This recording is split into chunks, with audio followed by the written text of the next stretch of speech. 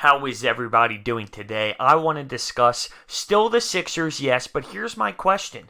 Are you still upset? Are you still dwelling? Are you still crushed thinking about the Sixers not being involved in the playoffs? And I will say this, I'm starting to lean towards I'm over it. Realistically, I am. And it's just weird because we went from such high intensity and playoff basketball and game 7, and now it's okay, we're on game 44 of a Philadelphia Phillies season where there's 162 games. That's where it's the most mind screwing, if you will. That's where mentally I sit there and say, I need to get back to that emotional level, but it's hard to do that when where we are with the Phillies season and so early into it. So that's where I am, let's go with feeling the weirdest, if you will. But I can still watch the rest of the playoffs. I know that there are some fans out there that just can't. They can't watch the Toronto and Milwaukee series. They can't watch Steph Curry and the Portland Trail Blazers because it's just upsetting them and it brings them back to the loss. So I want to know in the comment section, how are you feeling? Are you over it? Are you leaning more towards getting over it?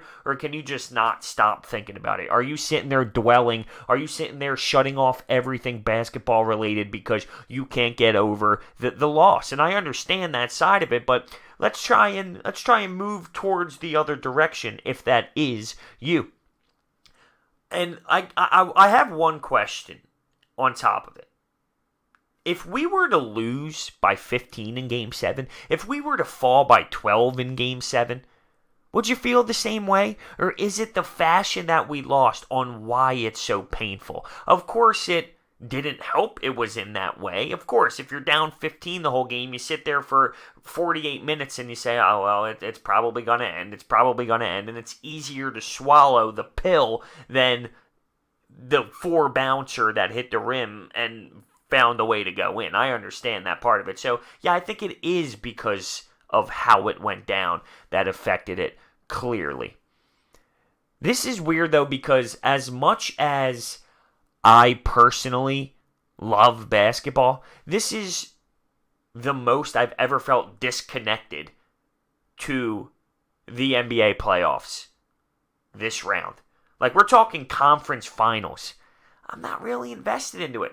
I'm not really dissecting it. I'm not sitting there pumped for some games. And I wonder if, one, I don't cover it as much as I used to. Back in the day, the last 2 years, every single game I was insane, just like I am with the Sixers recap videos. I did that with the Western Conference Finals, the Eastern Conference Finals, and the NBA Finals. I don't have the same level of passion with covering it, so maybe that plays a factor. Or, I can't sit here and say that it's not also because of what just happened. That has to play a factor. There's no way that it doesn't. I fell to my knees and I was sobbing. Not a cry, but a sob. There was a sob involved of just, are you serious? Are you kidding me? And I feel like that does play into effect here when I'm thinking about how I'm not as emotionally invested in the NBA playoffs. But I can still watch. There's no doubt that I still sit there and watch, but from a distance. Not so much hands on my knees getting all into it like I would. Not with just the Sixers. I used to be that way when the Sixers weren't into it. I'm intrigued with the offseason, though. And I feel like maybe that's playing a factor. I want to know what's going to happen. I want to know what's next. I want to see how this team is going to develop. I want to see what Elton Brand is going to do in free agency and where free agents are going to line up. This is the most intriguing offseason we've ever had. I'm kind of excited for it. And now that I see things differently, I'm not going to sit here and say that I'm this huge broadcaster, but I'm studying the field of broadcasting, and you just see it differently. Now it's content related. Now I'm still a diehard fan, but as someone who wants to do this for a living, you have to look at it as a different angle, with a different mindset. Me on YouTube, yeah, I can be a fan, dance, and all that, but my brain is starting to process things differently as I try and pursue this field. So as for the offseason, I'm kind of stoked to see how it all plays out. And I think that's helping me move forward with the loss. It's been 5 days now. It happened last Thursday on the 12th. It's now the 17th. Or did it happen on Friday?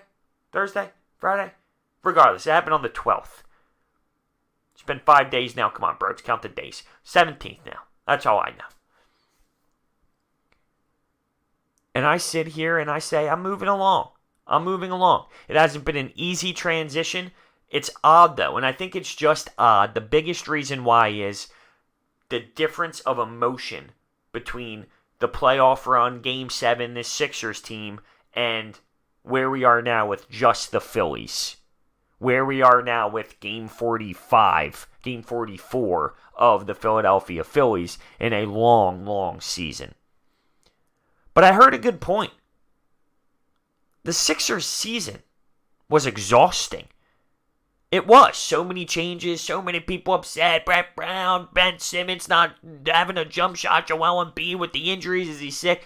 People are exhausted with this Sixers season and with so much different type of feels and different type of vibes throughout the long journey that we just witnessed. So it's helping people move along. It's definitely one of the most upsetting losses. And when you specifically look at the 76ers, one of the worst losses in franchise history. Painful losses. Not the worst. It's the most painful and the most shocking. And like I said, as for me being a 23-year-old Philadelphia sports fan, that's the most damaging I've ever felt. That was the most damaging to my heart during a game. So it's going to sting a little longer, but it's time.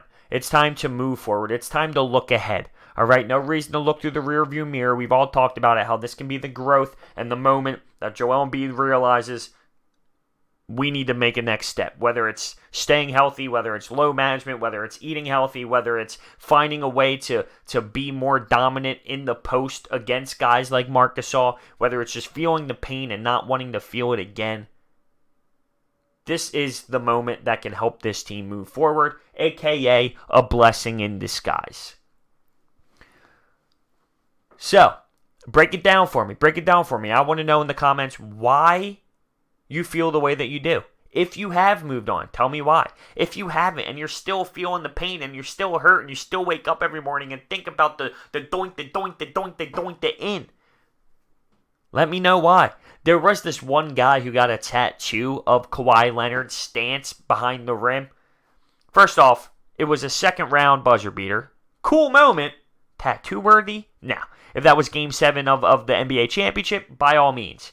2, just, listen, trash execution. It wasn't a good portrait. It wasn't a good drawing. It wasn't executed well on the skin. It doesn't even look good in a tattoo aspect. So come on, bruh. Come on. We can be better than that.